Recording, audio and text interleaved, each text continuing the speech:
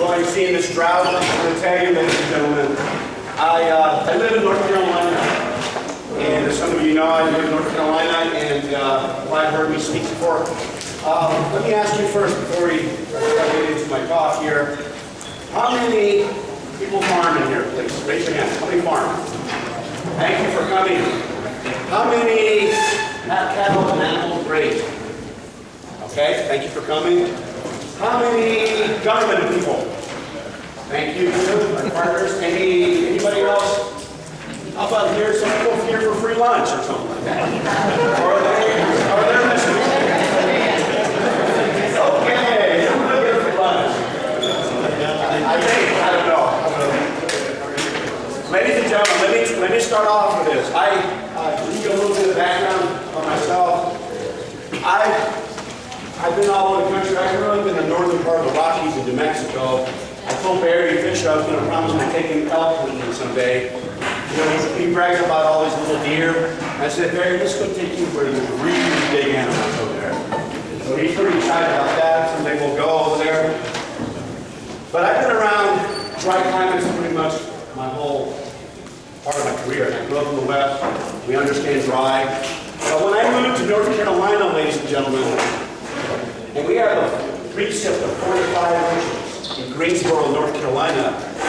It's hard to imagine that you can have a drought in North Carolina with 45 inches, because for the last 3 to 4 years, we've only had 10 or 11 inches during the whole growing season. And that was perplexing to me, because it made me realize what Dr. Elvis talked about, the continental effect, where large continents, it's not uncommon to have 40 to 50% reduction in rain. In fact, the Great Depression, big dust bowls. I used to think, my goodness, that was an 18 to 20 inch precip area. I thought that they only got 2 or 3 inches during that whole time. Actually, according to the documentary, it was 10 to 12 inches. And it wasn't as big as a drought that I imagined. Because I thought, oh my goodness, 2, 3 inches out of 18-inch precip, that's severe. But that wasn't the case. One of the things is that we cannot control the rain. We know it's by divine benevolence, that's what rain comes by. But can we make our farms resilient to stress? The word resilient, I looked it up in the dictionary, colleges use that, is to be able to take a disturbance, a stress, like our bodies. If we're healthy, we are resilient to disease. And you can bounce back, you get a cold, or any kind of those kind of activities that happen. A stressor. Our farms, are they resilient to disturbances and stresses like we're having now? Have we done the best we can to make our farm resilient to economic stress, financial stress, stress of drought? And I'm going to tell you, ladies and gentlemen, I go all over the country, because my job as a soil health specialist, I travel everywhere. I get to see the cream of the cream, the top ranchers and the top farmers. And you know what's the common thing that I find that all of them make their farm incredibly stressful? One word. Well, actually 2 words. Diversity. They are incredibly diverse. The best no-tillers I've ever met, I've ever seen, have cows in the system. They have animals. Like Sir Albert Howard said, nature never intends to farm without animals. We've taken animals out of our farming system because when the drought gets bad, you have the cows, they can go out there, eat the corn, put some hot wire, and you have lost everything. One of my farmer friends in Missouri, very hot, 101 right now. He says, you know what, I might not get corn. He said, you know what I'm going to do? I'm going to turn my cows out in that corn. So I don't have a total loss. Our rotations. Dave Brandt, that's why he does corn, wheat, and soybean. He puts wheat in there. So that even he can actually help his farm be more resilient during those times. Some of us here, because it's so hot, we might not even expect a check. we're suffering such severe drought, are we going to get anything? And maybe if you have more of those type of diversities, we can bring the check even down, even when you have severe drought. And I'm going to tell you, ladies and gentlemen, I've just been in Texas about 5-6 months ago, and they're still in the drought. And they've been in the drought for 18 months. Severe drought. And I told my beloved Texans, I think we created some of our own droughts. And I said that with humility and respect because I understand we just broke the drought just recently in our beloved North Carolina. And they looked at me, I thought they were rocks, but the only reason I got away with it, and I was trying to be like a little boy and told the emperor, you have no clothes. I will tell you, ladies and gentlemen, our soils are bare and they have no covering the majority of the time. And they are not diverse. So when the time of distress comes, and they have a hard time bouncing back. So what I'm going to show you is one of the most cool, I love this demonstration, because this demonstration shows us very clearly we have no clothes, like the emperor. It's like that naive, I'm like that little naive boy saying we have no clothes.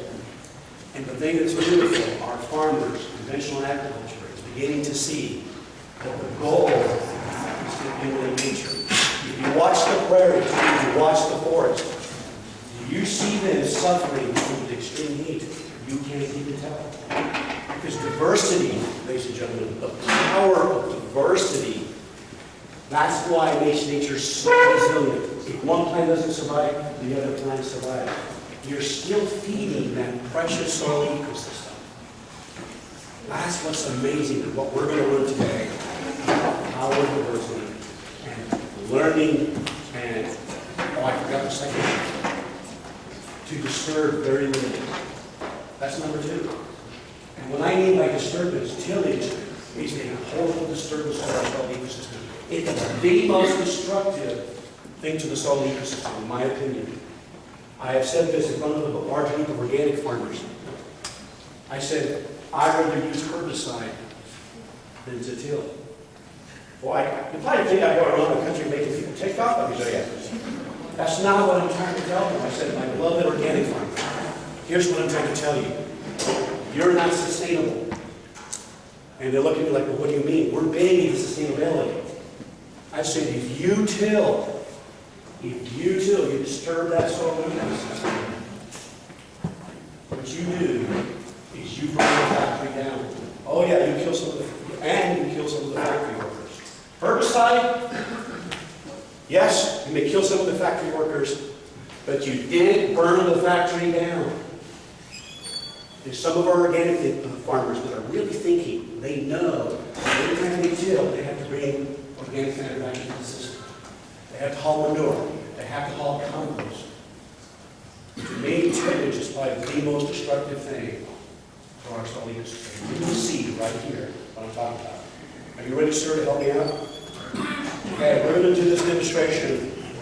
It's called the slate test, soil stability. I know some of you have seen it. How many of you have seen this test before? Fantastic.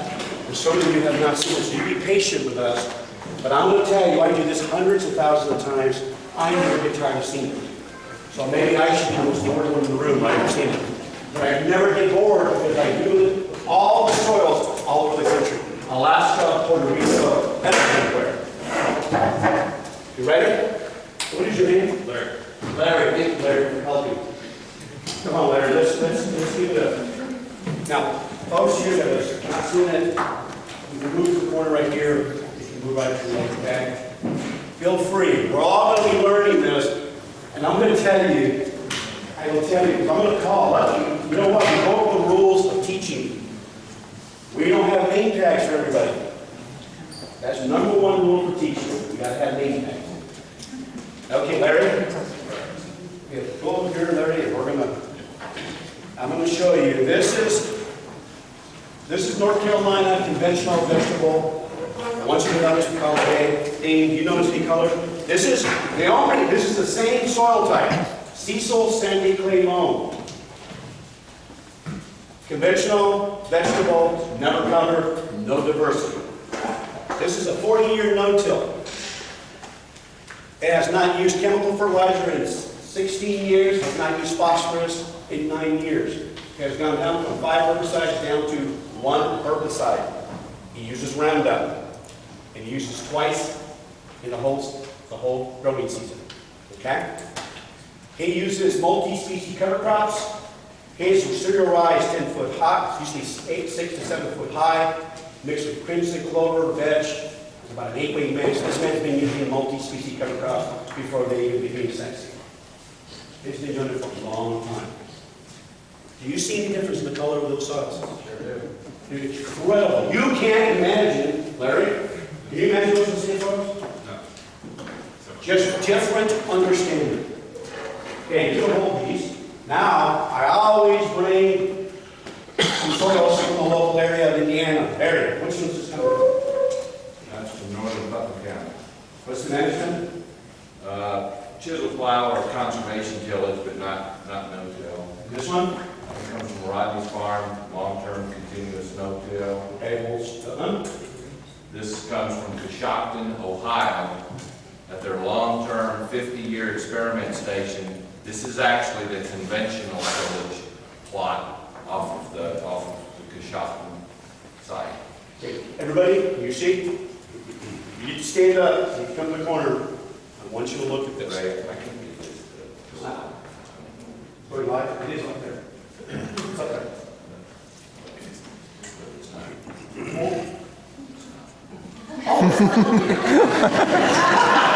Oh, it's Dr. Oh, I see on the screen. Oh, okay, that's funny. That was your trick show that was Yeah. shown if nothing works. Yeah. There, is that live? There we go. Now we got some live. No? Okay, well, we'll do. Okay.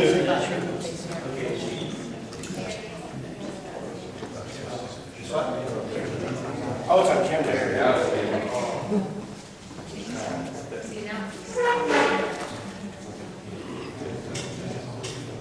Okay. Well, what we'll do. Oh, I can't. I bet you're trying to record. Let's do it one more time. And if we can't get this, and what we're going to do, ladies and gentlemen, some of you just have to stand up and come around, and that's okay.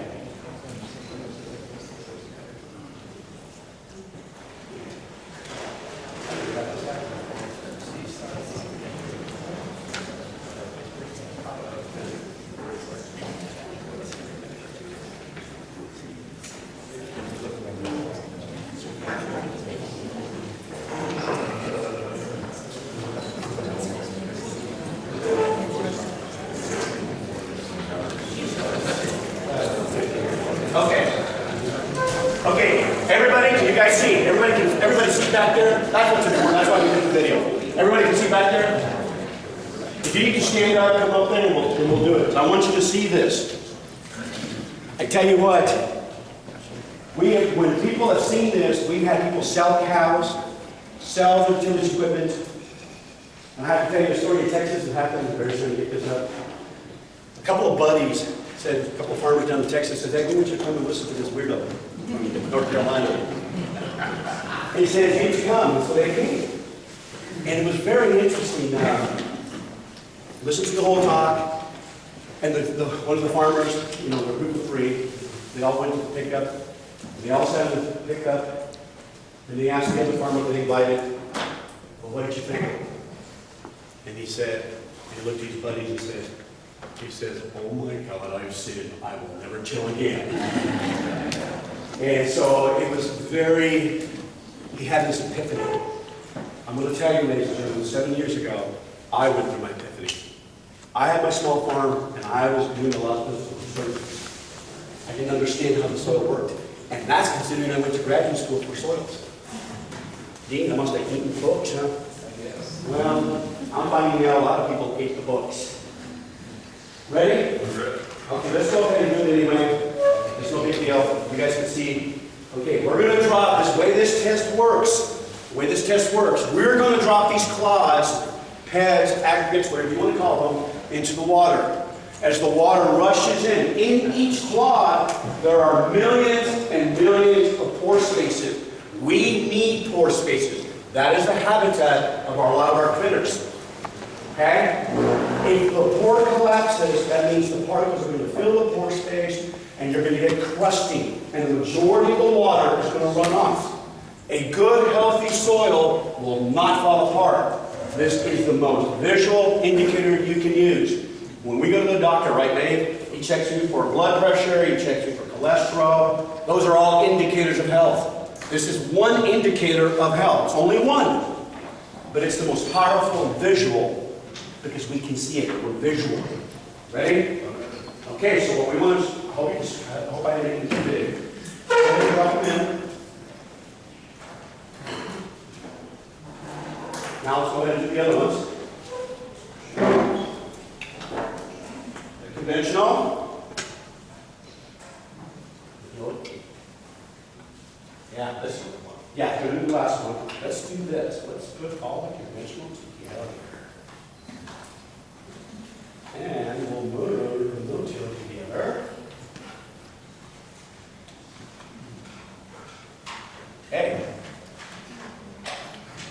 Farmers, our beloved farmers, why is this happening? This is very critical because it's costing us millions and billions in dollars in profit, and it's filling up our reservoirs with sediment.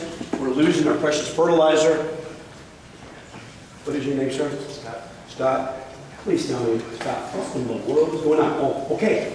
Everybody feel comfortable. I didn't know this 7 years ago. Let's just feel we're all learning together. Scott, what do you think? Why is it falling apart? Why is it falling apart? Tim, do a tag team here with Scott here. What is going on with this? We just taught a class yesterday. We were teaching our college graduates too. Majority do not know this either. What is going on, Tim? Not as much organic matter. Organic matter is probably a very safe answer, right, when you're talking about soils? But it's a very generic answer, but a true answer. Okay? What happened to the organic matter? Let's go ahead and play along. Let's back up a little bit. Who makes organic matter, sir? Who makes these biotic glues and the organic matter that help hold our soils together? Oh my goodness, you must be reading a lot of cool books. Good, you must be you need these books. Okay, one of them. Which one? Which some of the organisms? Dean? Earthworms? Oh my gosh, earthworms, soil engineers. As they go through the soil, ingesting and pooping out, they're finding these particles. They're phenomenal. These are phenomenal creatures. They're not present, something's wrong. One of them.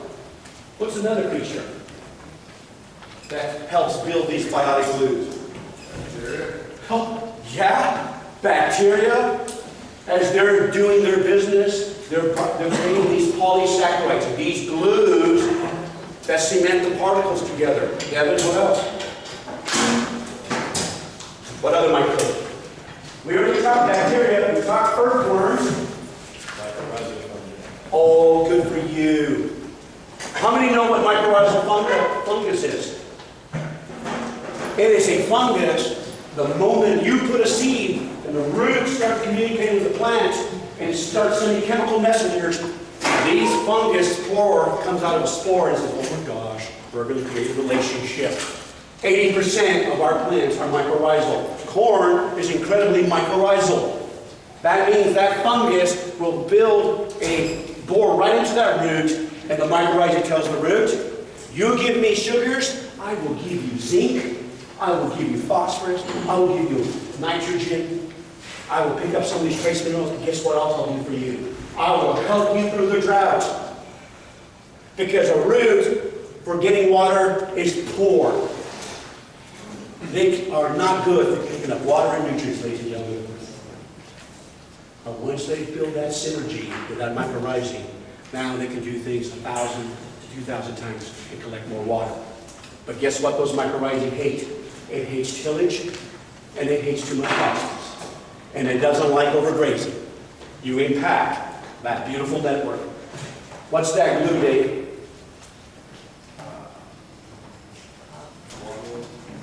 Glom. Excellent. Very cool. Dr. Sarah Wright, 1995, discovered an Nrcs. So we got these glues. So you think of this, ladies and gentlemen, we got this incredible thing going on. You see this rock, this walls here, like sheet rock, where our soils are caked with this incredible biotic glues and cementing agents. When they're not being fed by the root, they start eating those glues. They're carbon-based. Organic matter is 58% organic matter. It's all about carbon. It's glues. Isn't that cool, Ken? Glues? They give you a rash here, and you get all excited here. Okay, now. Bacteria, fungus, all the arthropods, saprophytic fungus, all these critters. Right? And which one, Greg? And nematodes are the predators that help in nutrient cycling. They're needed, every one. My goodness, there are good nematodes. We need them. But if you till too much, you make it prevalent for bad nematodes.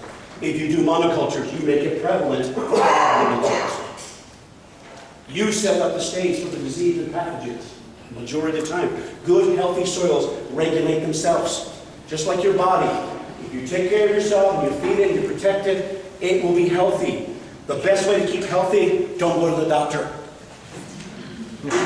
Don't go to the hospital.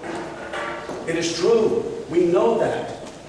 Okay, now, what happens to the glues, John? What happens to those biotic glues? They're right there. What happens to them? Because I'm telling you, the moment you run that vertical disc, the moment you run that disc, the most destructive thing that they ever made. Discs are used to build roads, ladies and gentlemen. What happens when you run that disc? What happens to the glues? What happens to your precious organic matter you work so hard to build? The one that gets you through the drought. That's what gets us through the drought. Organic matter is the best crop insurance we get. And guess what? You don't have to fill out paperwork. What happened to the glues? Anybody? What happened to the glues? We're not moving on. Hold on until you answer. They're busted out, right? They bust it up.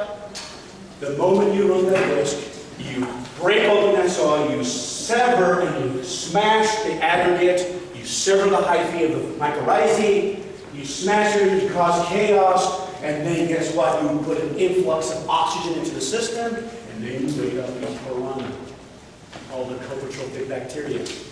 These bacteria are present in the soil, and you want to keep them dormant. They're like teenagers that love to eat.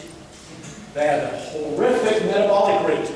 The moment you open that soil, they start eat all the carbon. They release the CO2. They eat all the organic matter, and they'll start eating the glues. That's accessible. Those glues are called, they're labile carbon. They're active carbon. They're easy to eat. They're going to go for that right away. And so guess what you do in one event? Oh my gosh, you open the soil. You stimulate secondary succession. You bring weeds to the top of the surface. The weeds tell you, thank you very much. And when the microbes die, they release nitrogen into the soil called nitrate. And weeds love nitrate predominantly. That is nature's way of healing. The weeds are the scabs of the land, are the healers. They're indicator species. If you have too much weeds in your farm, you're doing too much chemical, biological, and physical disturbance.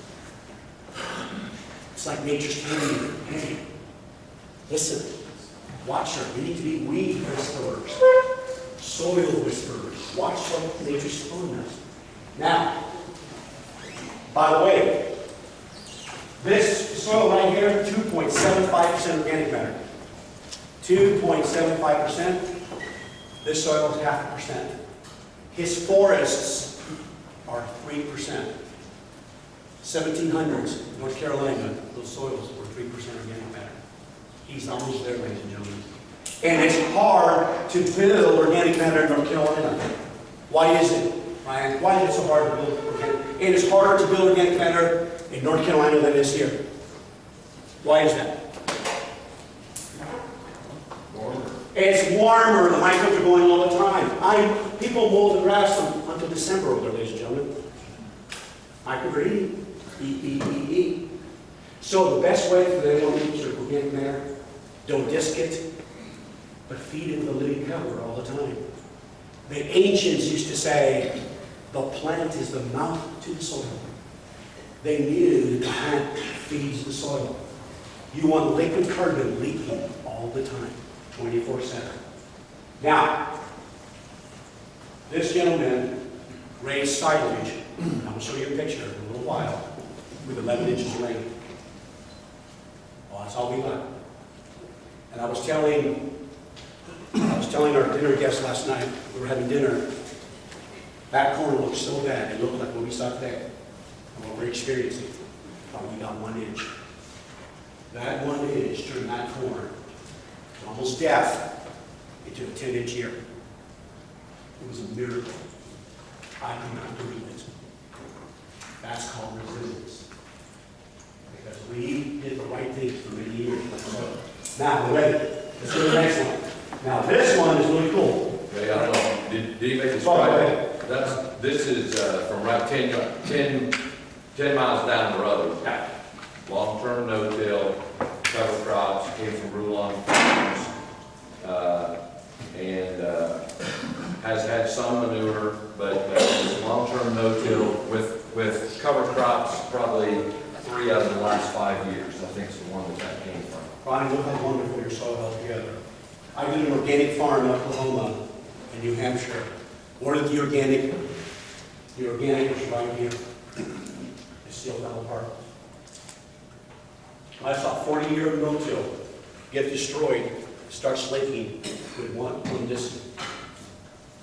That's how powerful that disturbance is and destructive. Okay, now, to prove the point more, let's look right here. This is a little miniature infiltration. We're going to simulate the water cycle. We're going to make it rain. Okay? Ready? Sir, you want to come help? You see, we've got holes in the bottom. It's the same soils. Switch it around here. This is the conventional. And this is the no-till. Okay? Now, Barry, walk them through this. Well, this demonstration is pretty highly technical. It takes a lot of good materials to put together. When Ray and I are traveling around, we sometimes wind up in strange places to plan our next session, you know, and with Eileen last night. But so we found some different containers. But the amount of water used in this demonstration is very precise. We found that if you fill up to "nobody knows me" can work. "I'm looking sexy" isn't quite enough. But if we fill it all the way to "no problemo," that's plenty. So we wind up in some of these places and have some of these precise measurement devices. You've got to pick them up and take them home. So we should have, it says right on the label, it should have no problem. Okay, so here we go. We're going to go ahead and create rainfall. We're going to see how water, if we get this rain, we're in the middle of this drought. If this rain comes, it's probably going to come hard, fast, and be gone in a minute. So every drop of it we want to go into the soil.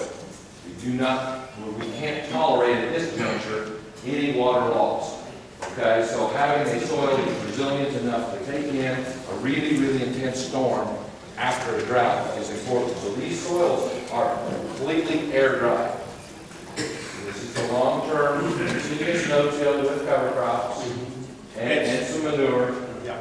This is the same exact soil type that's been tilled regularly under vegetable production, right, Ray? Yes.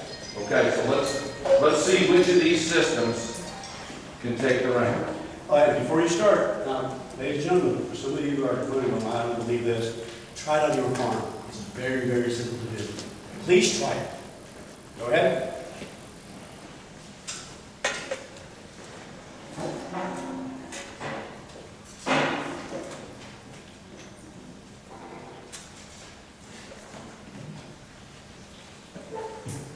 the no-till. See, I grew up thinking if I fluff that soil up, I put more air in, and I allow more water to go in. How many used to think that way? Everybody should raise their hand. Come on, you believe the same thing. That's my perception. Think about this. I took soil, I disturbed it, if you put it into that container. I disturbed both soils. I took them out of their context, crushed it, put it in a jar, and all I did is tap the hands. Why is this one holding up and not going into the ground? What's going on, Jerry? The glues are gone. The glues that hold the pores open. And as soon as that wind comes, as Jerry said, at 20 miles an hour, it's going to crust, and the majority is going to run off. And guess what? You did not take advantage of that precious 1 inch that have got you through this drought. Try this on your own place. Pick up the first 3 inches, dry it, and you try this on your own. Go to the neighbor. If you don't want, if you're embarrassed to sneak over to the conventional or you're embarrassed to sneak to the no-till, go to the fence row where it has not been disturbed for a long time. The same concept. And you take your field and you compare it. Do you know how much water we did infiltration on the forest, did we? How much inches did Rick say water into the soil? I don't know, it could take it faster than it was. 100 inches. Pour it fast enough, it would take it as fast as it could pour it. 100 inches per hour. It was huge. I remember, and I'm going to show you a slide, but we did it, it took it 15 inches per hour and 1 farmer said, that's a lot. I can't believe that. I said, let's go, let's take a read, let's go to your field, let's go to the forest. The thing that our agency has made a mistake over the years is thinking that the only places that you had soil erosion or a problem with soil erosion was on sloping land. Okay? But the thing that we forget, even on flat land, is when the rain comes and it comes hard, the very first erosion that happens is straight down.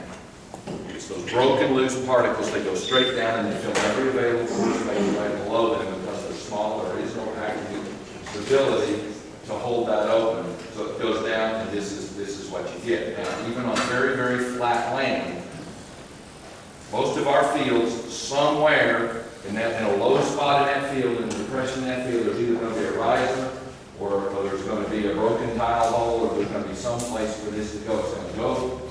This is going to, even at a 0.5% slope, that rain is going to leave the site and it's not going to go. It's going to find that low spot in the field. None of our fields are just absolute tabletop flat.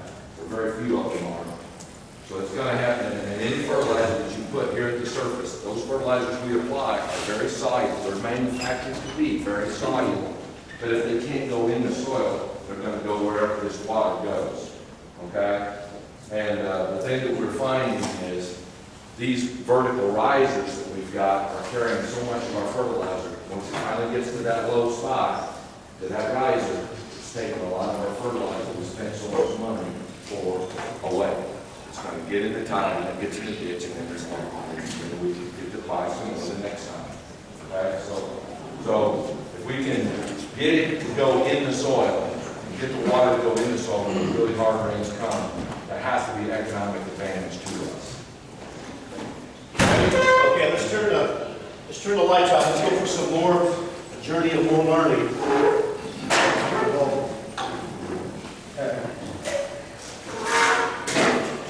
Now, remember I told you about that corn? I took my buddy Gabe Brown from North Dakota and we went to go visit Ray Stiers. That's the corn from 11 inches of rain. From almost death to fire. I didn't forget anything. You got 1 inch of rain, and that's the way the corn came out. That corn, no chemical fertilizer, just cover crops and manure.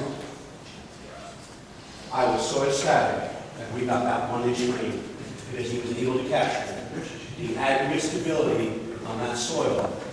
Was able to handle that rain when it came. Okay, let's go on. What can we do me, I use these 3 basic principles. So we're building soil health. To me, this is about building soil health. One is understand your context. It's about context, context, context. Oh my goodness, context is so important.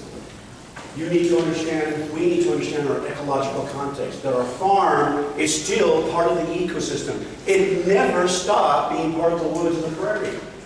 And what I mean by that, the integrator is the soil. And it still wants to be treated that same way.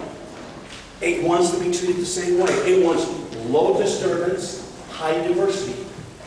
You know, when I first heard about no-till, I'm going to tell you, ladies and gentlemen, growing up in the West, I didn't even know what no-till was. I'm confessing right off the top of the bat, I did not know what no-till was. And I've been in agriculture 20-some, a good portion of my life. Didn't even know what no-till was. Because out in the West, the soil is a growing medium. Because we beat the living tar of it until it's talking about it. Okay? So I didn't understand my context. When I left school, I didn't know the proper context. The proper context is understand nature's context, not our context. Don't interpret nature from your point of view. Interpret it from her view. The more we emulate it, the more we mimic it, the more the better our soils we get, and the less inputs we're going to use. The next one, I really believe this. Until we treat our soil like a habitat, I am telling you, we will not wean ourselves from a lot of chemical inputs. We just won't. I have no-tillers that will not allow you to drive on that field. To them, it's that, they know it's a habitat. They will do whatever. We had one farmer we met in the southern part of Indiana. He wanted to put his lunchbox on his tractor. That's how fanatical he is about understanding about compaction. Because he knows once you compact that soil, it is hard to repair. It's like a good reputation or a character. Once you screw it up, it's hard to bring it back. Provide diverse food. It's all about food. Food, food, food. The more our diet is diverse, the healthier we are. Same with soils. They want diversity. Nature demands it. She abhors a monoculture. She will eventually win, and we will lose. But farmers, no-tillers that are going to more diverse systems, they are learning this. They are cutting their inputs significantly. I bought into, when I went to college, the green revolution. That was going to save the planet. We were going to feed the world. I'm going to tell you, ladies and gentlemen, I got 2.3 billion reasons why I say that is never going to happen. It's called China and India. They are using huge amounts of resources. In the next 20 years, they will consume 65% more oil. 2008, we paid $1.80 for gasoline. I personally believe we will not see $1.80 again. They want to drive a Buick. They want to drive a Cadillac. They want to eat chicken. They want to eat beef. They want an Apple iPhone. And it all takes resources. One of the fundamental principles we have learned in ecology, you cannot have infinite growth with finite resources. It won't happen. So, why soil so important? There's a focus right here for ground evolution. Healthy soils save oil. It's just as simple as that. They save resources. You got a healthy plant, you got a healthy animal, you got a healthy human being, you got a healthy water, you got a healthy watershed. They're connected. Ecologists understand connection, interconnectedness. What's the biggest problem we have? It's not that we don't have very bright people. We have people that know so much that's not so, like Mark Twain said. Our biggest roadblock is the human mind by Gabe. This is Gabe Brown's, one of the best farmers, ranchers I know of, North Dakota. Okay, how do I know? Okay, everybody, you need to write this down. This is your homework assignment. I want you to go on the internet, and I want you to see these 2 30-minute videos. It is powerful. Powerful. It's under the website called TED. Ideas Worth Spreading. There's a lady named Janine Banyas called biomimicry. Just type biomimicry. B-I-O-N-I-M-I-C-R-Y. Mimicry. Biomimicry. Just type that in or type her name in. This is what she says. Nature has been doing 3.8 billion years of research and development. The native creator knew what he was doing. She says there's 10 to 30 million species for well-adapted solutions. She's saying if we understand the wisdom of the way the creation was put, she said all our problems can be solved by watching her and observing her. Look at this. Biomimicry is the conscious emulation of life's genius. Let me give you an example. She said, when you see this video, she'll show you, 20 minutes long, 12 big ideas from biology. Let me give you one example. Westchester University, they are using the shape of the whale's fins, and they're applying it to airplanes. It reduced the airplane drag, and you save 31% fuel in the jet. Biomimicry, Rocky Mountain Institute. There are two bugs, arthropods, the pill bug and another one in the desert, that never drink water. They never drink water. They get the water from the humidity of the air, and this particular bug draws the humidity. It goes to the back of the exoskeleton. You see these little bumps. Water aggregates there, and the water flows down right to the bug's mouth. These people are using that technology to build the building's outer shell. They're using it to design the outer shells of our buildings so that it draws the humidity out of the air, funnels the water right into the building. They're using life's genius to solve some of our problems for water. That is very cool. In fact, the Wright brothers, they learned about lift and drag by watching the birds. It's life's genius. In fact, I was getting to sit right by an incredibly smart, intelligent man. He's an engineer, and he says, you know, Ray, we're flying 30,000 people a day. And guess what? Do you know why we have three or four backup systems in the airplane? He says we're building redundancy. Nature, our soils are redundant. So if one system gives up, the other one picks it up. And so we don't crash and burn. We learned that from nature. Nature is redundant. And thank goodness she's redundant to be dead, right? Oh my goodness. So, this is what her point was. She says that we need to grow our fertility. We need to mimic the buffalo to make those big prairies. We need to mimic the forest. The best soils in the world are prairie soils. Ukraine, Argentina, and the beloved Midwest. There are no other soils in the world like those soils. And how do they do it? Grass and buffalo. The grass and buffalo. Now, here's our first quiz. Sir, you probably wondering, don't call me, please don't call me, right?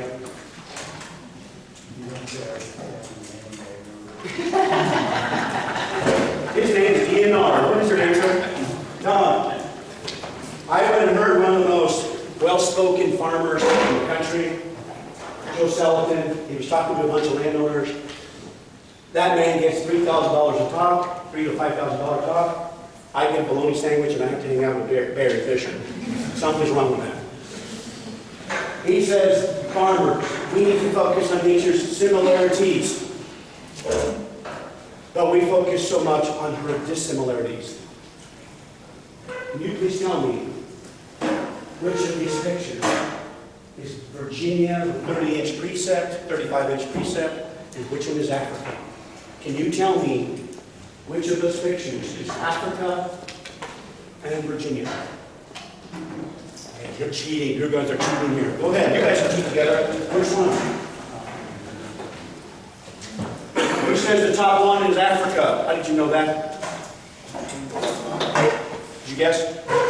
I guess. It was 75% actually. How many did not know? I did not know. But here's his point he was trying to bring. That's why I asked for his PowerPoint. He says, farmers, don't focus on her dissimilarities. Focus on her patterns. Focus on her similarities. What's common with Africa and Virginia? They have grass, they have trees, they have diversity, they have soil. All the soils have diversity. Understand her, emulate her. Don't focus on her dissimilarity. First thing, when we say no-till, it won't work here because it's too dry. It won't work here because it's too wet. We need to understand nature doesn't want to be disturbed. She wants very little disturbance. Lots of diversity. That's a common pattern. Soil health. People ask, well, what is soil health? Barry and I will tell you, at least we will tell you, it is a journey of understanding between us and the landowner, and we're learning how to emulate nature so that we can tap into her and do it efficiently. Because I tell you, those who understand this will survive the next 20-some years of farming. We need to adapt. Nature's adapting. We need to adapt.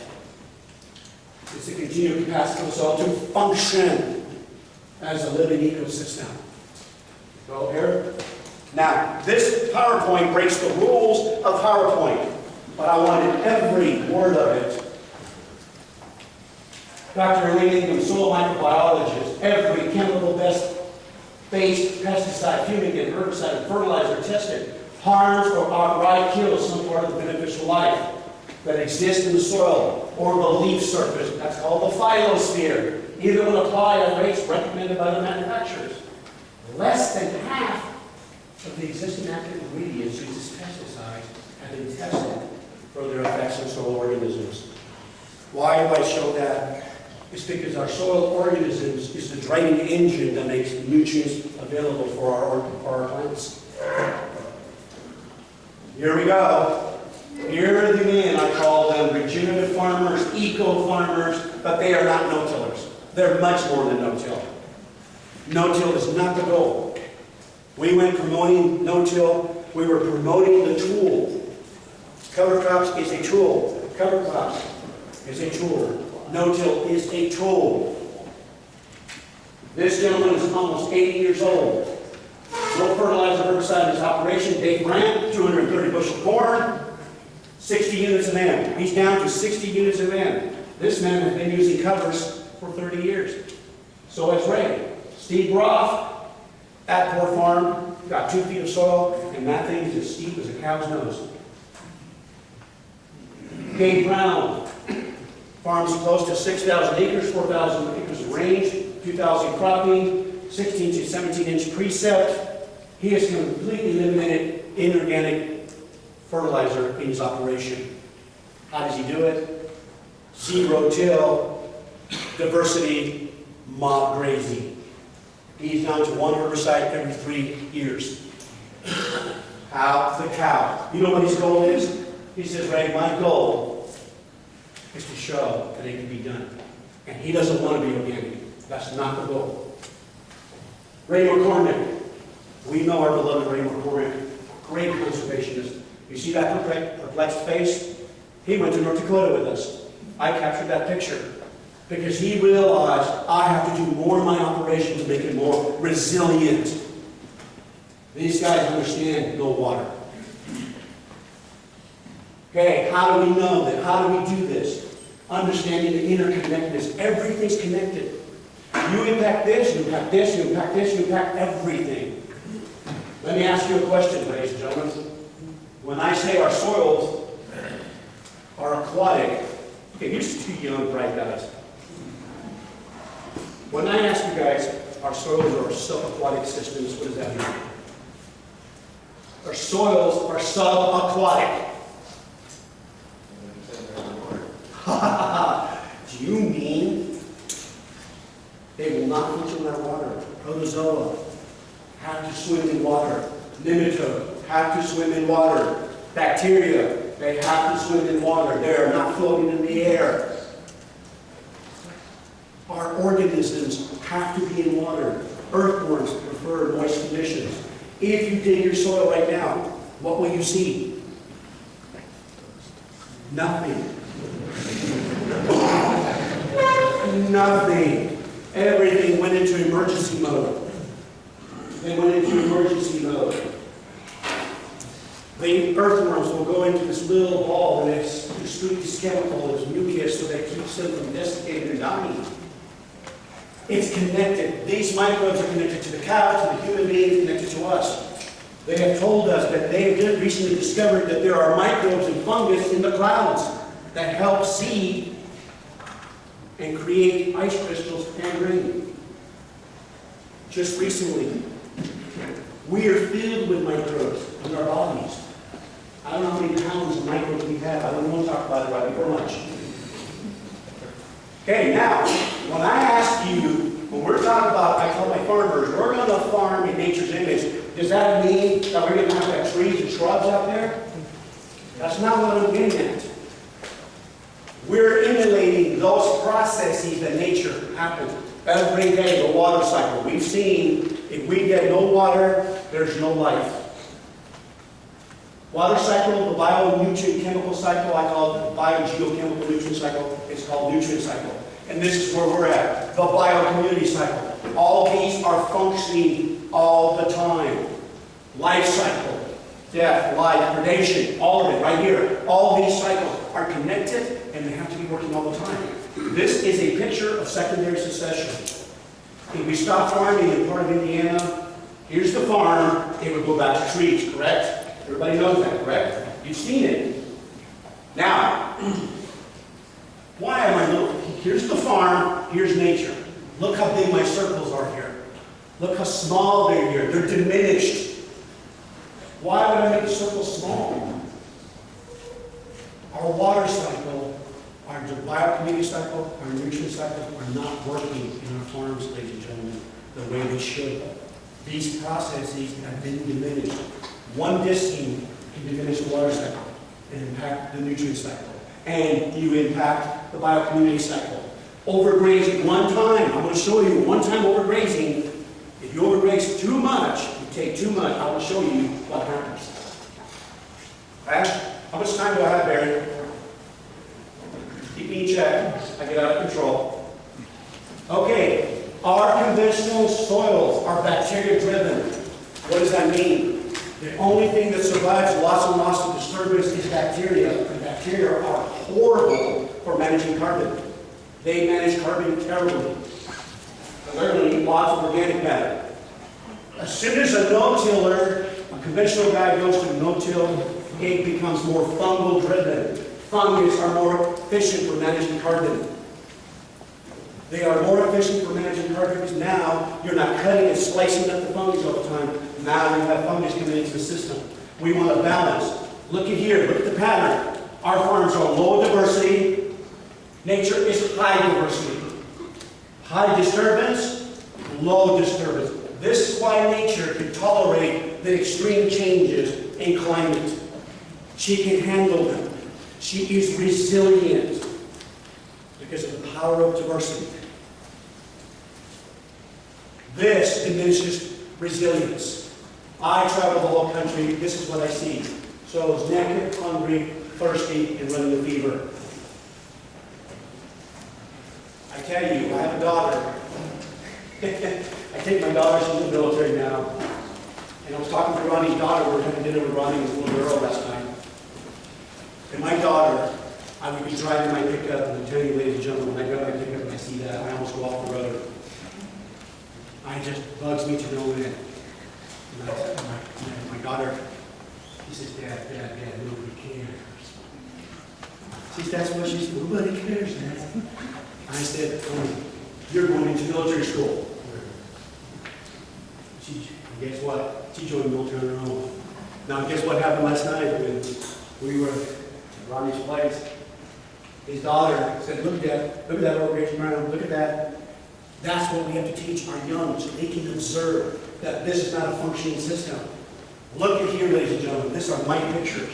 I told the EPA, our lakes and rivers are filled with conservation and nutrient management plants. I told them that. my next duty station will be in Siberia. These are my pictures that I took. Ladies and gentlemen, I want you to notice this 6-year study by Dr. Rakowski, right here in North Carolina. These are no-till conventional. Conventional, no-till. Look what happens when you put covers. Even we can't convince you, you're conventional in here. If we put a living cover every year at the end of the year, we've done a great thing for your farm. Look what happens with this 3.8 to 6.2% slopes. You can't see this because of the color. This study, the 6-year study, the conventional lost 119 tons. 89% of that soil was lost in 3 rain events. Think about this. 6 years of rain, and it happened in 3 rain events.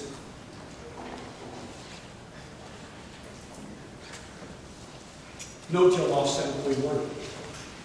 Why did the no-till uncover lose only 7.1 and the conventional lost 119? What do you think, guys? What happened? They're both bare and uncovered. Oh, look at him. He points to the right. The blues. It's the blues. You're right. Look at this lake right next to my house. Look at the beautiful diapers. It's got nice shrubs and trees, beautiful buffers. Nice lake. Why does the lake look like that? I told our EPA, we do not have a runoff problem in this country. Boy, Angie didn't look at me like that boy smoking cover crops. I said we have a soil function problem. We have an infiltration problem. Runoff is a symptom of poor soil function. If the water does not enter to the soil, the water cycle is not complete, ladies and gentlemen. If it runs off your farm, you diminish the water cycle. Look at beloved Texas. I was there. Look at this. Idaho, just recently. Persons got killed on the freeway because they had this blowing. We're going to be in Idaho, and we're going to do our first soil health workshop. This is happening all over the country as we're speaking. You would think this is the Great Depression. I just make these black and white. Don't misunderstand me, ladies and gentlemen. We have come a long ways. But we have a long ways to go still. Let me give you an example here. How many farmers we got in here? How many planters? How many conservation planters? Okay? You're a conservation planter? A farmer, right? Okay. A farmer would probably be the best to help another farmer understand his resource concerns. Most of the time. Let me ask you, sir. You walk up to this farm, what sticks out to you that's a big problem? Right off the top of the bat.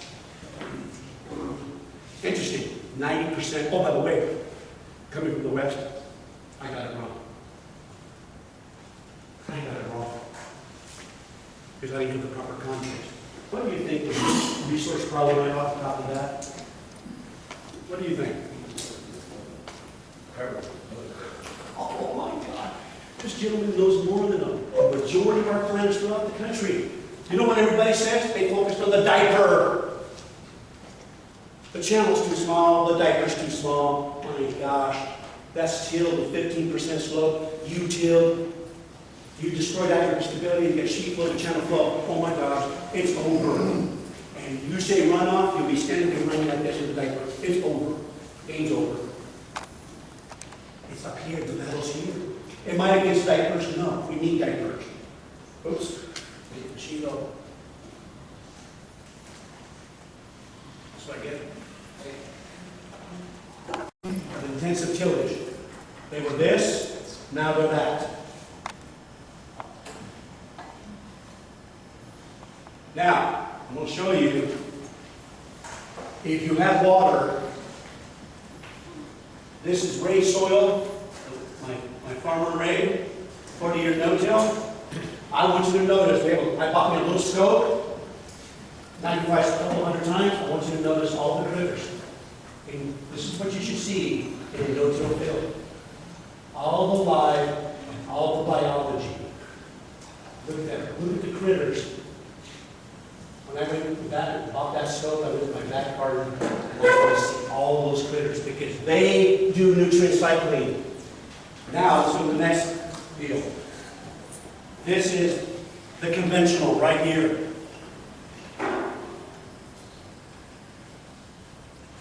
Ladies and gentlemen, I want you to see a picture of the moon. There is no life in that soil.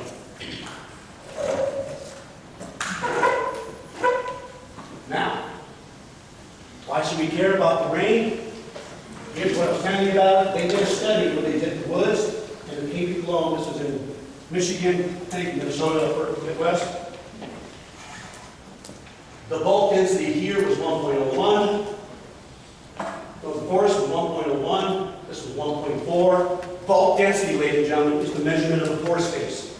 That's what it means, pore space. I want you to notice the infiltration rate of this farm right here was half an inch per hour.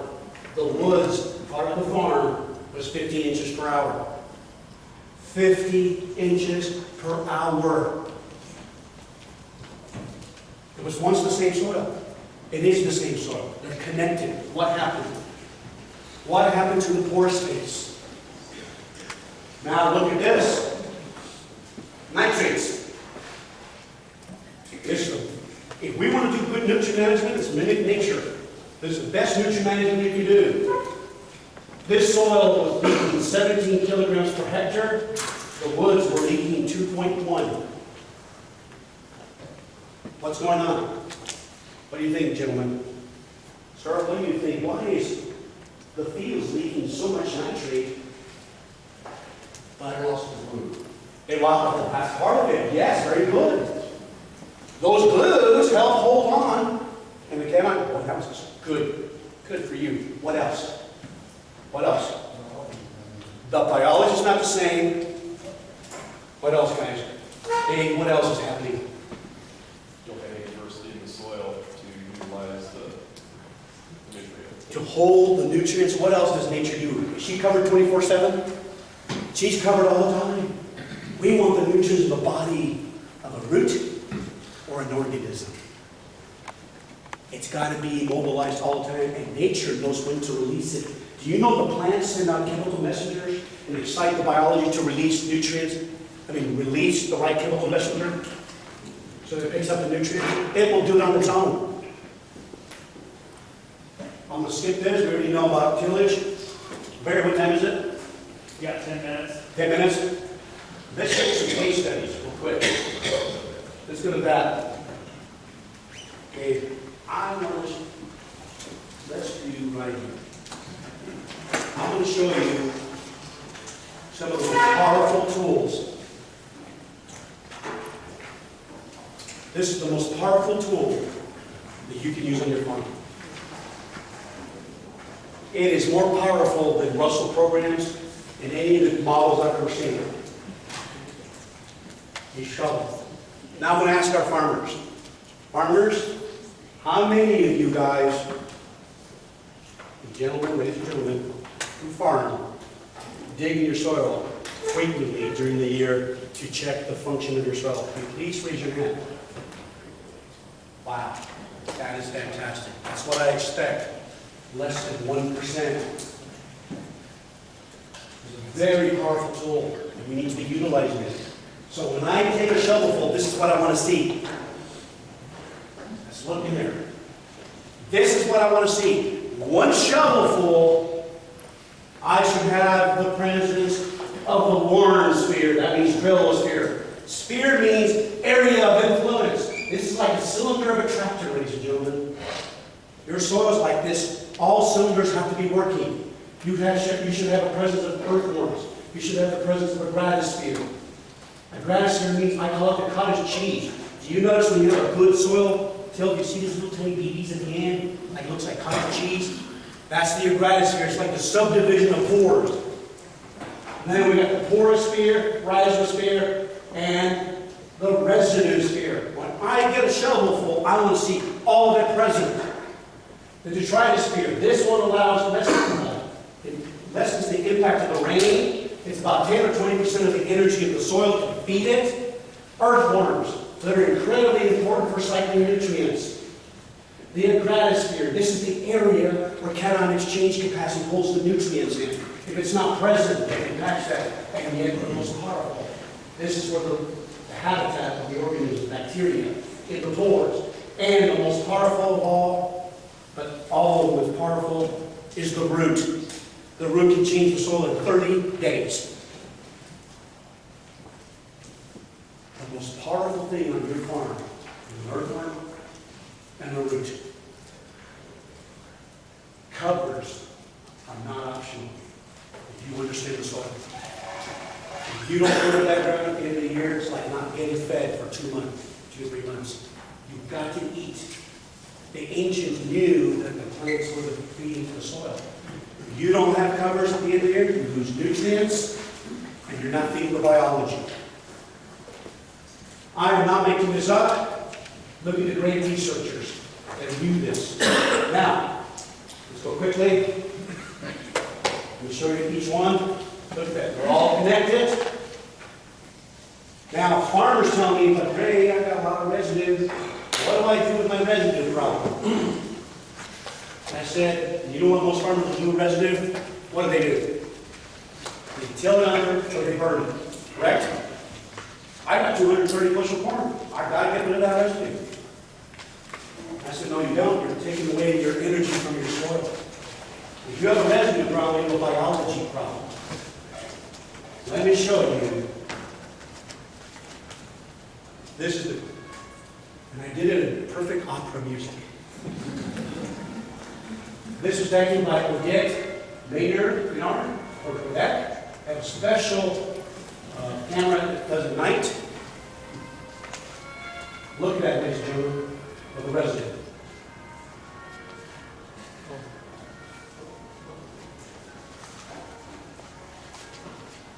If you have that many earthworms, guys, you're out there at night, and you trip and you fall, Ken, you're gone. Ken disappeared, still took him under, the earthworm took him. ATV dog gone. That's what I want to see. That's what I want to see. You have a residue problem, you have a biology problem. And for every earthworm, you have to have 4 times the biology to feed them. The protozoa, the organism, they eat it, but they also have the residue with them. That is amazing. When I saw that, I got goosebumps. I said, that is awesome. Some of our no-tillers cannot keep residue in the ground because they're cycling and they have so many earthworms.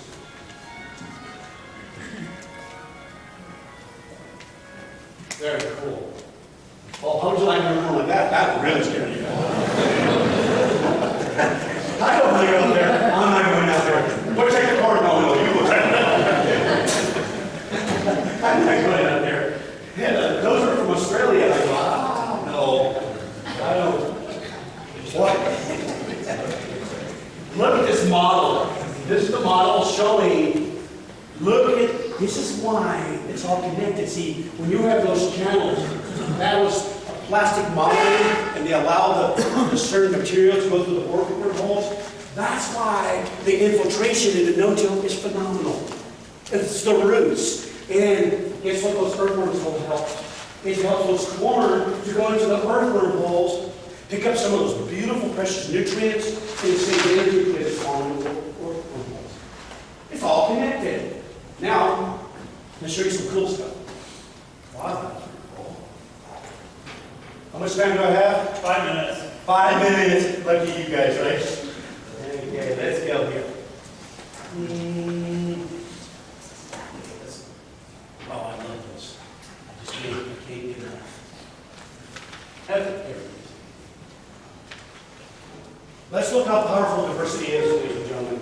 This is where it changed my whole agricultural life. This is a district that's very progressive. They have $1 million levy they get from taxes. They bought a farm, and they created a soil health farm. The initiative, the purpose of that is to imitate nature, and their goal is, their big sign says, advancing soil health. It doesn't say advancing no-till, advancing cover crop. We don't advance tools. It's understanding. This is where I really started questioning, I started having to go back to the ecology books. Nature is more collaborative and she's competitive. What the district did is they planted these plots, and they got 1.8 inches of rain that year. All the plots were treated the same, 1.8 inches. And this is what they planted. They planted lupin, oilseed, pascha, purple, cowpea. Put them in each plot. And the last plot, looks like they got lazy and said, hey, let's put all the seed together and let's see what happens. Remember, 1.8 inches. We talk about a drought, that's all they had during the whole growing season. Let's look what happened. How come we went from 1,219 to all of a sudden 4,785 pounds of biomass? Let's look. Monoculture turnip. Monoculture oilseed radish. Now look what happens when we throw all the seeds together. Oh my gosh. 1.8 inches. And then we got that. Do you know now that we have multi-species cover crops growing in eastern Montana where they only get 10 inches for the whole year? And farmers said it would never work. It won't work here. It's too severe. What did they do? They emulated the prairie with hundreds of species. All of a sudden, you got nature's synergies. Collaborative process. They're sheltering that soil from the heat. They are sharing resources with that mycorrhizae. They're creating micro niches with the leaves and everything. They are collaborating. Oh my gosh. 3.8 billion years of research and development.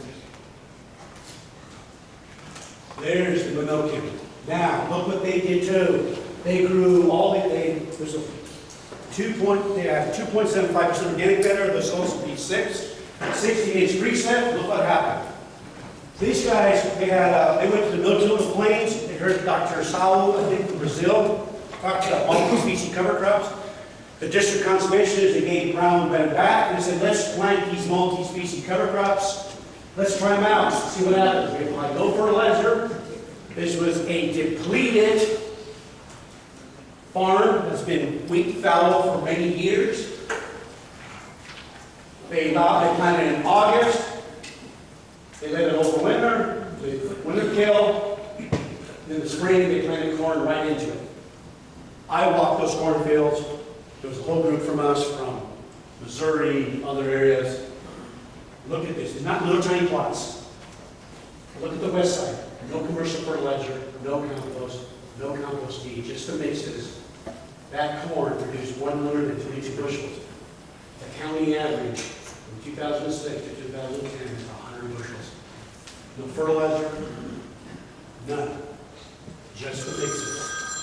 East side, no commercial fertilizer, no compost feed applications, 128 bushels. How did that happen in a degraded system? When I've been working with farmers, how do I do the bridge from conventional to no-till? I have a tool now called diversity. Best way to start a farmer from conventional to no-till, never start them off with corn. Soil's too depleted. Doesn't have nothing to draw upon. That's why Gabe will put his corn, some of his fields into alfalfa for 5 years, and no-till, no yield drag. Do some of these mixes, work it slowly. Now, Gabe Brown can grow corn, all his expenses, at $1.10 a bushel. I've gone all over the country and nobody's been able to beat him. $1.10 a bushel. If corn goes down to $2, he's making money.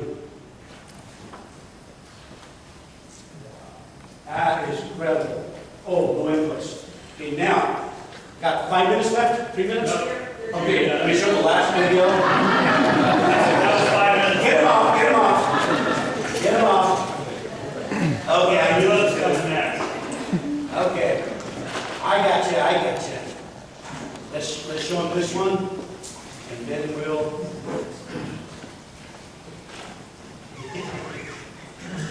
Never in my way to talk, right? Okay, here we go. I had to promise to show the slide about the drought. Okay? We had a very bad drought. This was the drought map. This farm I want to show you is right here in Missouri, southwest Missouri, at an hour north of Springfield. This gentleman, his name is Mark Brownlee, he learned how to mimic buffalo grazing, wild grazing. Now he moves his cows twice, 2 times a year, twice a day.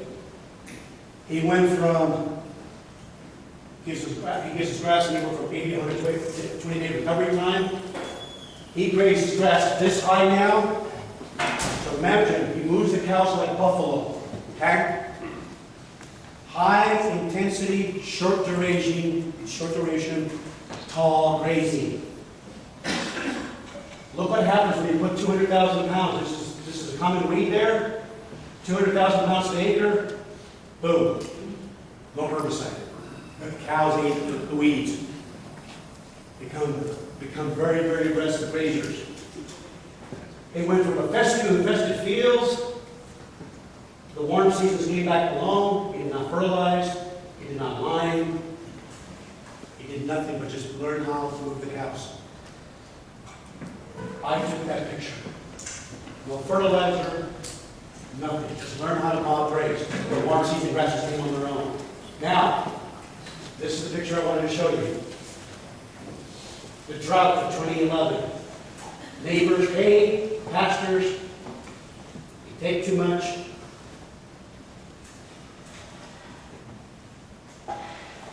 There is his farm right next to the other farms. The only thing that separates it is a fence. Oh, I get it.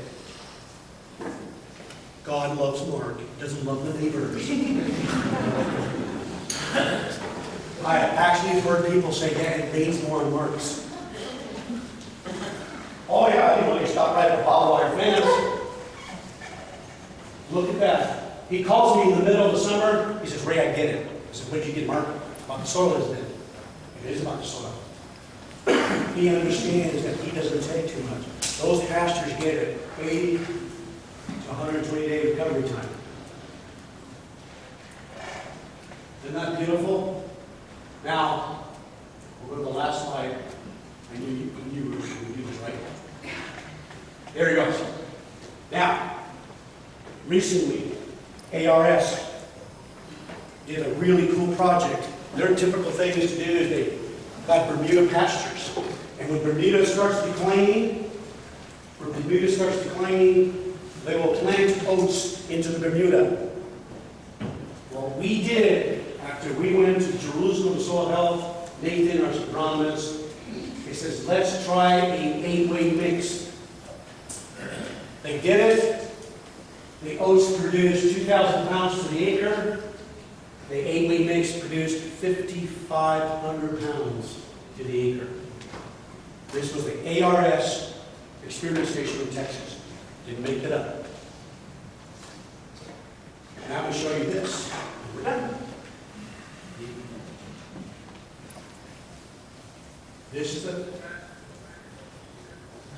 This pasture is December 7th.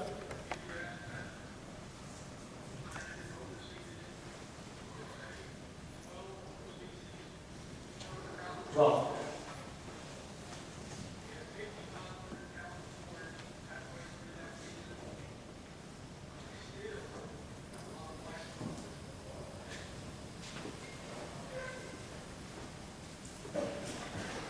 Oscar winter peas, 5,500 pounds, and all they did is did a 10 to 12 week mix.